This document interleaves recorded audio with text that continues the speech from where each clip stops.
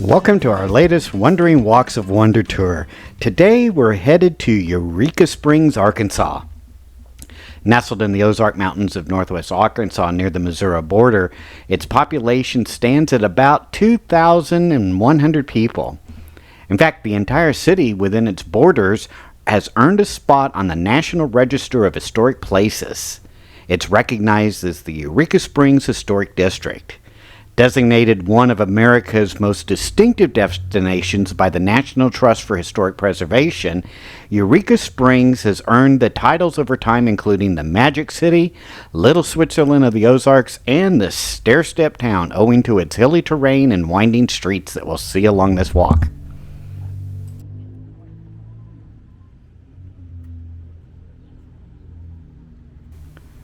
Renowned as a tourist hotspot, Eureka Springs boasts a distinctive Victorian-era charm that initially drew visitors seeking the purported healing properties of its springs.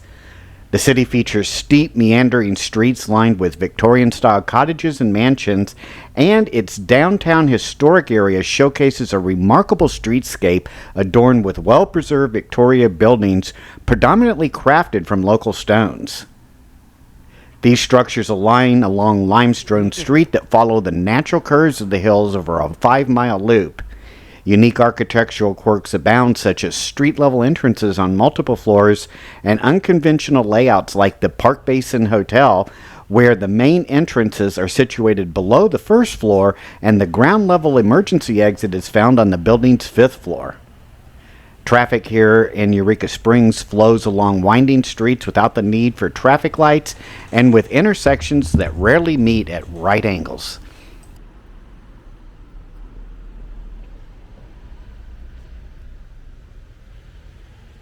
Legend has it that Native American folklore spoke of a great healing spring in the vicinity of Eureka Springs, drawing people from various indigenous cultures to its sacred waters.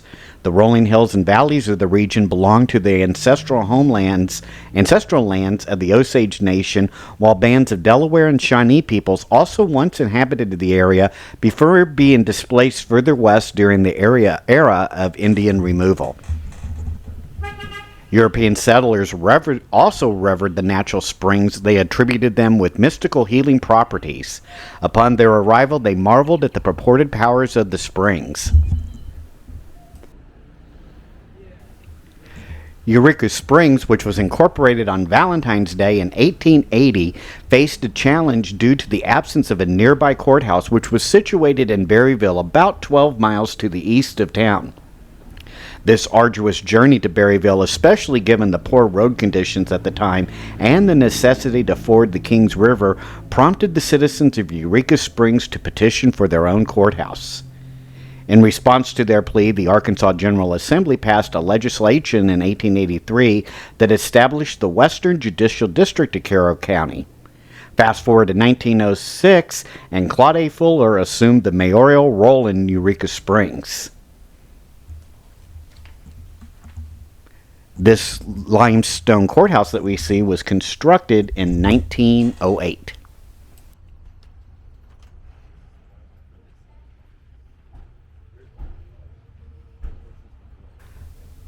On April the 11th, 1928, the entire town congregated for the Auditorium groundbreaking ceremony. This civic building took place with the grand opening of the structure on September 13th, 1929, and featured a performance by the renowned John Philip Sousa Orchestra. The auditorium boasts a spacious theater along with the basement gymnasium that served local schools until the 1960s.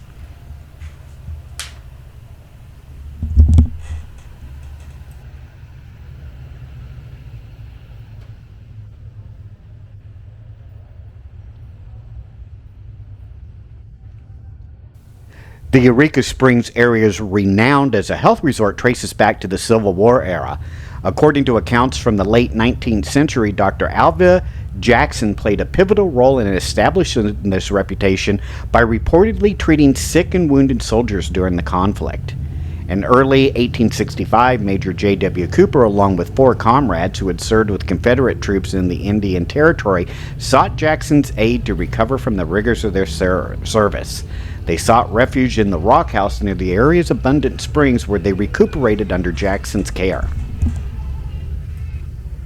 Based upon the terrain, Eureka Springs boasts an impressive network of stone walls like we see here. They're estimated to span about 56 miles. These intricate structures were predominantly erected by skilled stonemasons between 1885 and 1910. While some limestone was sourced locally, the majority was transported to the town via horse-drawn wagons or railroad flat cars from a quarry in nearby Beaver, Arkansas, located about 6 miles away.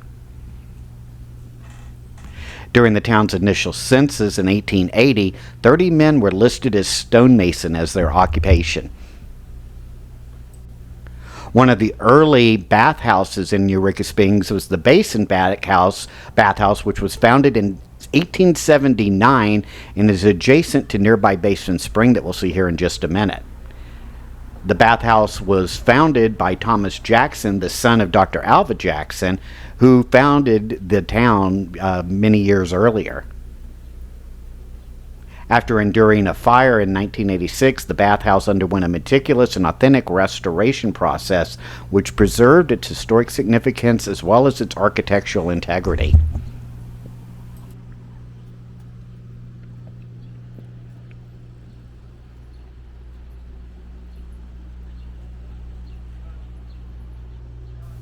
The earliest visitors to what would later become Eureka Springs arrived in desperate need of improved health.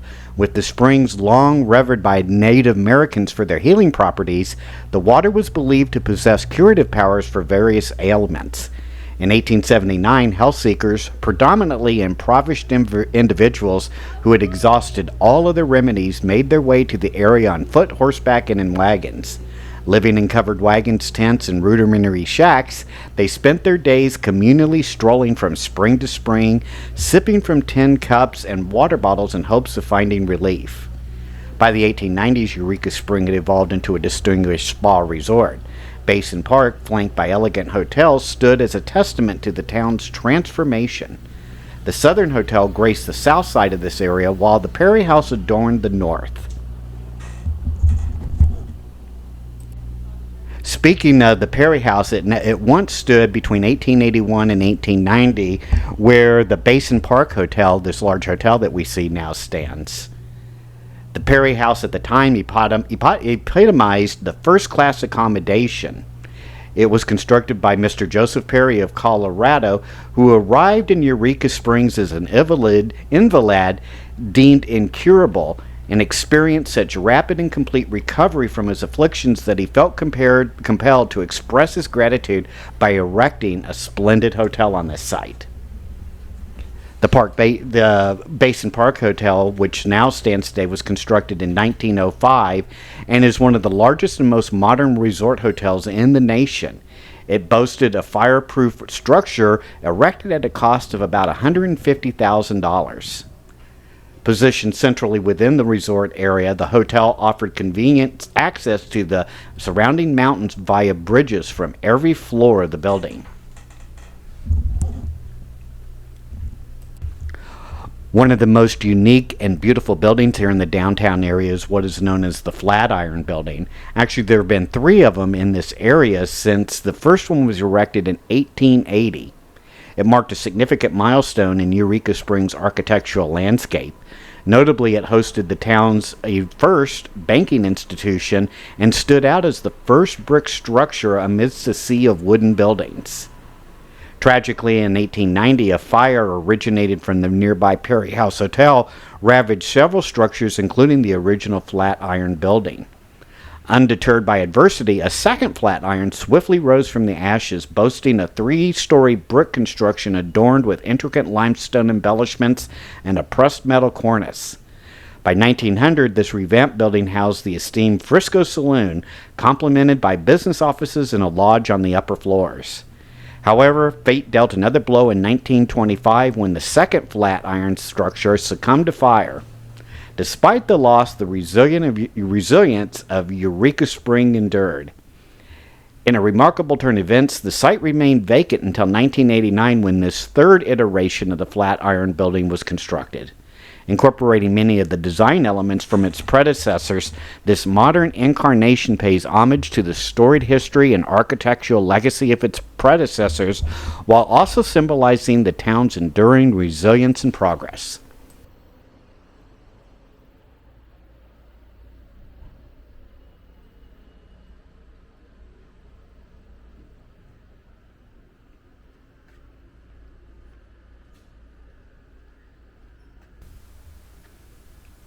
African Americans, many of whom were former slaves, played a significant role in the city's early development. Despite facing segregation, they established their own businesses and institutions, including hotels and churches. Segregation intensified following the Plessy versus Ferguson Supreme Court ruling confining African Americans to certain springs such as the Harding Spring. Republican Powell Clayton, a Reconstruction-era governor of Arkansas, championed Eureka Springs as a retirement haven for the affluent upon his relocation to the city in 1872. His efforts further enhanced the city's reputation for opulence and luxury living. In 1882, the Eureka Improvement Company spearheaded efforts to attract a railroad, rendering Eureka Springs more accessible to visitors and solidifying its status as a premier vacation resort. The completion of the railroad catalyzed a construction boom, leading to the rapid erection of homes and businesses, many of which still exist today. Iconic landmarks such as the Crescent Hotel, the Basin Park Hotel, and the New Orleans Hotel and Spa sprang up, contributing to the city's architectural splendor. Today, Eureka Springs proudly preserves its rich Victorian heritage, with many of its historic buildings still standing as a vibrant reminder of its storied past.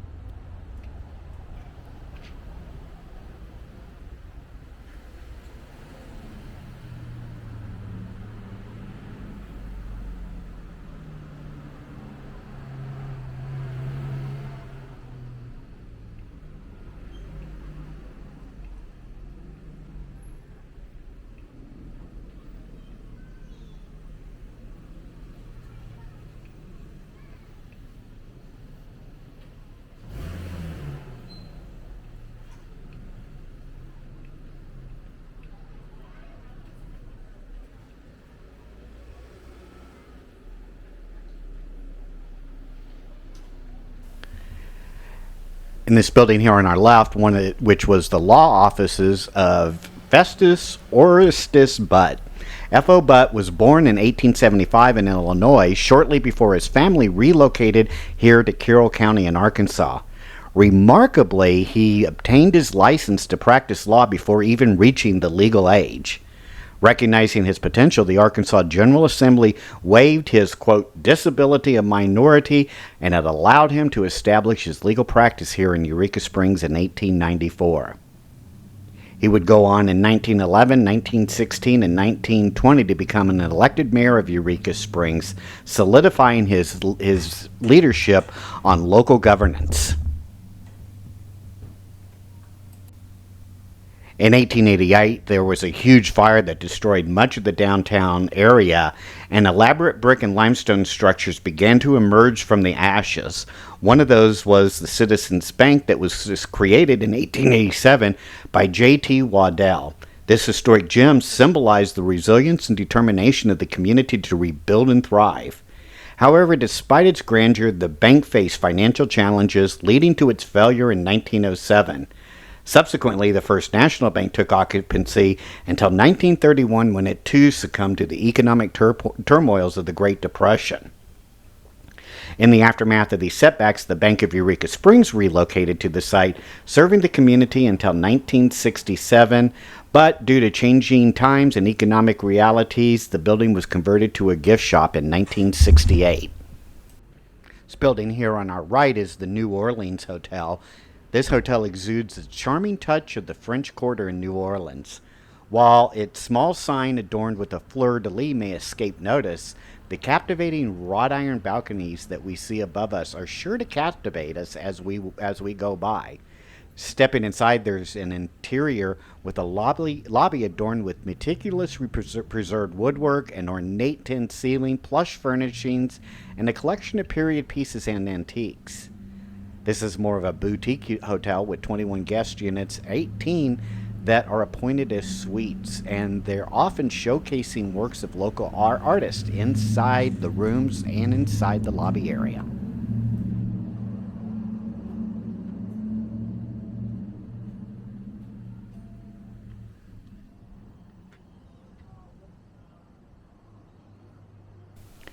Eureka Springs is known for its quirky nature as well as its festivals.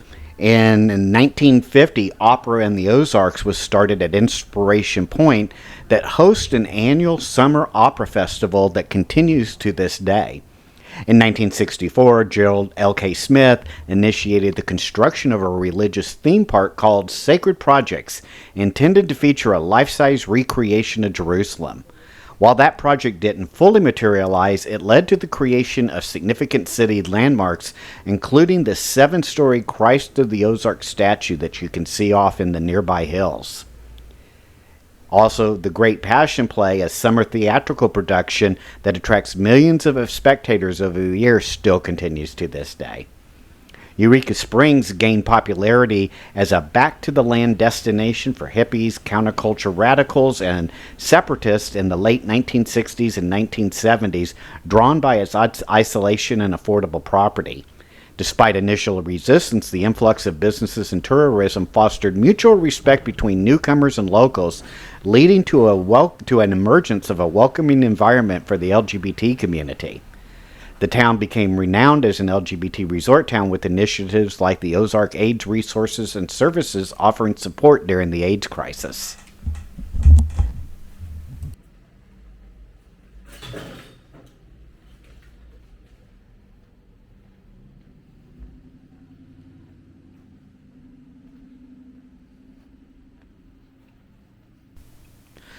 The roots of Penn Memorial First Baptist Church date back to August of 1880 when 8 charter members began gathering homes in the area. Soon after, a wood frame church was erected on Elk Street just above the Elmwood House Hotel to serve as their place of worship. In 1899, a portion of the congregation branched off and formed the Emmanuel Baptist Church, which remains standing today, and it's now known as Gavali Chapel.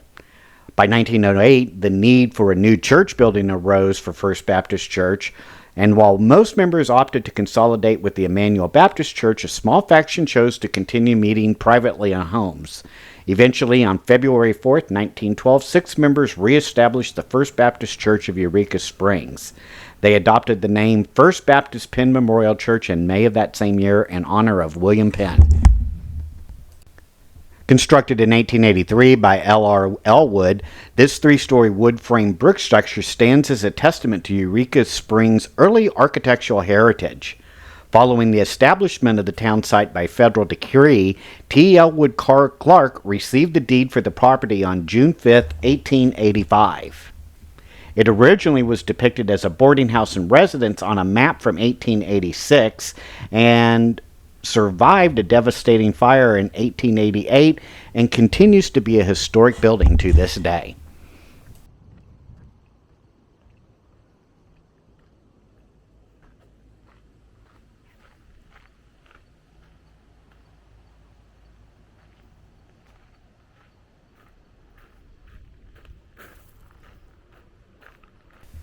Sweet Spring, named for its pleasant and sweet-tasting water, holds a significant place in the history of Eureka Springs.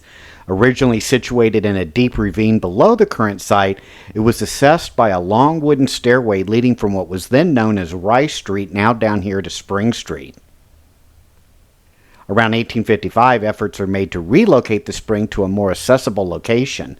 Skilled stonemasons like the Waldrop brothers undertook this task, constructing a stone-lined circular enclosure and limestone walls against the hillside above the street.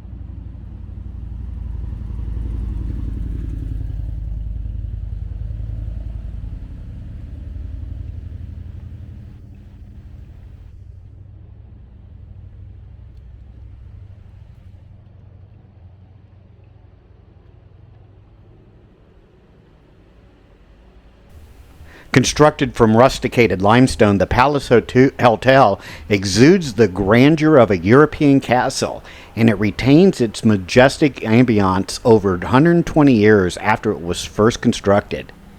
Illuminating the downtown area with its iconic neon sign, it's believed to be the city's first.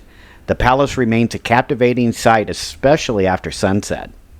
Featuring 8 suites adorned in lavish Victorian decor, each room is equipped with a spacious jacuzzi for 2 and a complimentary minibar.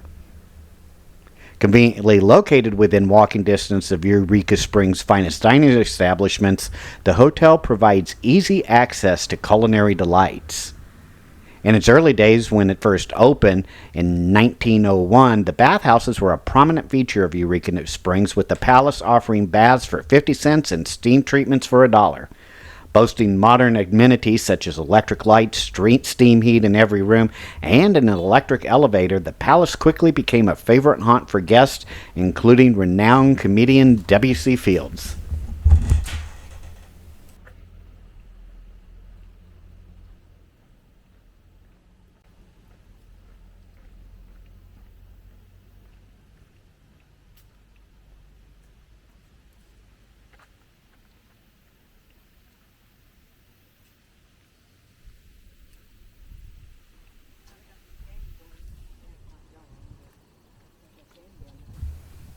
In this segment, as we walk along Spring Street, the architectural layout of Eureka Springs harmonizes with the natural contours of the landscape. Homes are seamlessly integrated into the bluff on the west side, while buildings gracefully cascade down the steep hillside on the opposite side. An 1882 article from the Daily Graphic vividly describes the precarious position of structures, likening them to a frightened monkey clinging to a horse's back, emphasizing the dramatic topography of the area. On our left is Harding Springs, a perennial favorite among spring reservations, drawing visitors to its serene surroundings. East of Harding Spring once lay German Alley, which was once a vibrant neighborhood community predominantly inhabited by African American residents until the late 1920s. Several of the houses that we see along the way include the Sanford home, which was constructed by master stonemason William Sanford, the Piedmont House, which was erected hastily in 1880 and later merged with a neighboring boarding house in 1889, forming a unified structure encircled by verandas. There's also the Perkins' houses, as well as a beautiful Methodist church.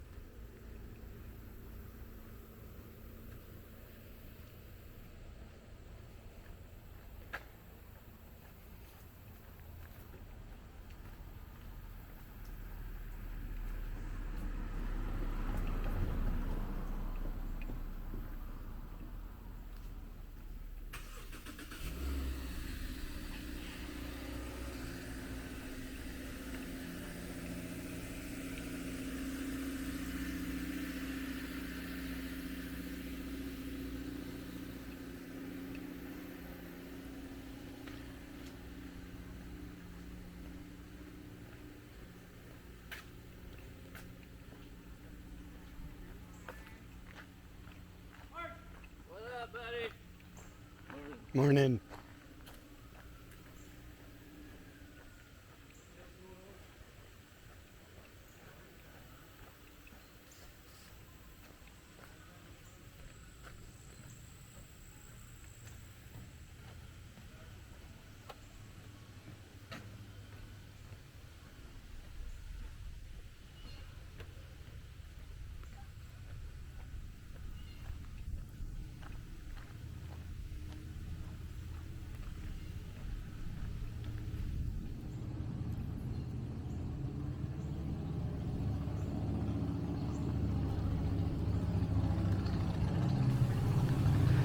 The Carnegie Public Library stands as a testament to the philanthropy of Andrew Carnegie, one of only 4 such libraries in the state of Arkansas that bear his name.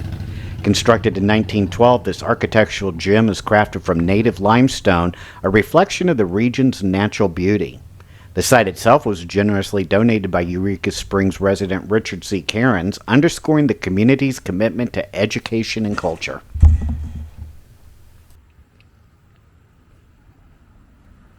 Morning.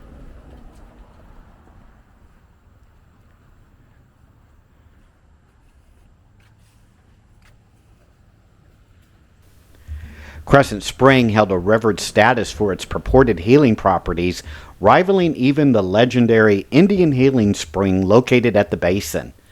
Positioned alongside the wagon road atop a hillside with a distinctive crescent-shaped rocky formation, the spring naturally earned its evocative name. In 1886, this association extended to the grand limestone edifice erected at its summit, known as the Crescent Hotel. If you take a look more at the Crescent Hotel, look at one of my videos that I have in my playlist, and there's a complete walkthrough tour of the beautiful and historic Crescent Hotel.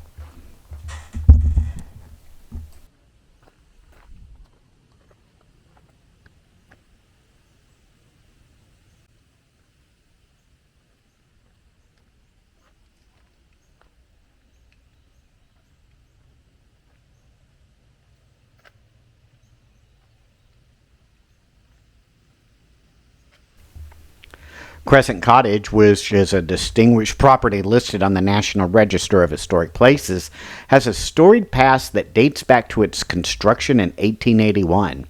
This notable residence holds particular significance as the former home of Powell Clayton, who served as the first governor of Arkansas following the state's readmission to the Union after the conclusion of the Civil War. Clayton's tenure marked a pivotal period in Arkansas's post-war history, making Crescent College an emblem of the state's journey towards reconstruction and reconciliation. As we continue along here on Spring Street on this journey, we're going to be heading towards one of the most beautiful churches in town, St. Elizabeth's.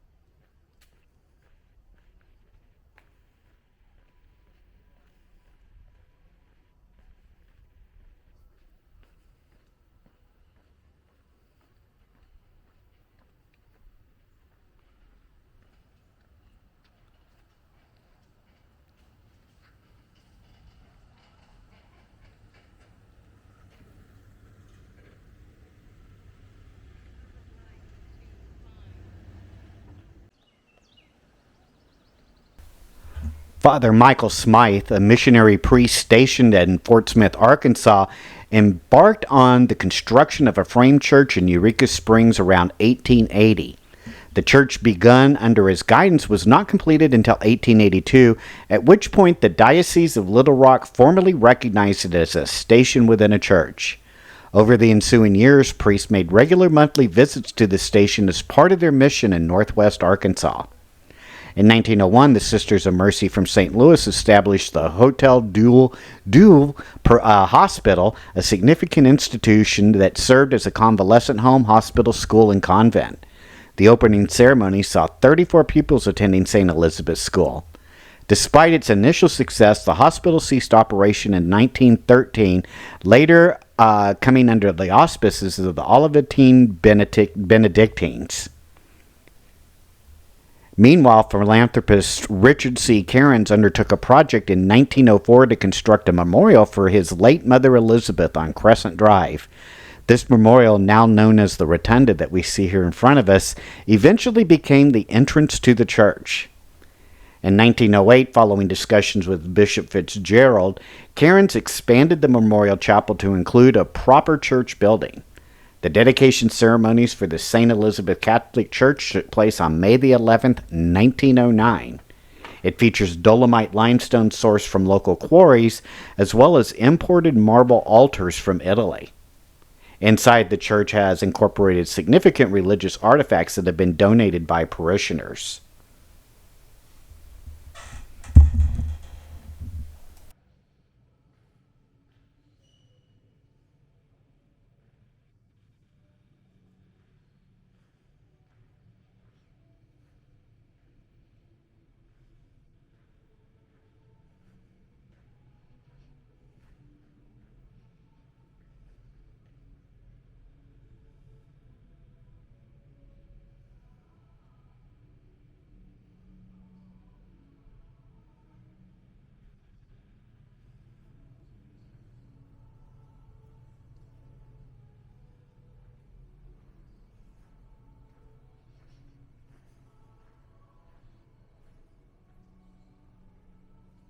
I hope you've enjoyed this Wandering Walks of Wonder tour here in Eureka Springs, Arkansas.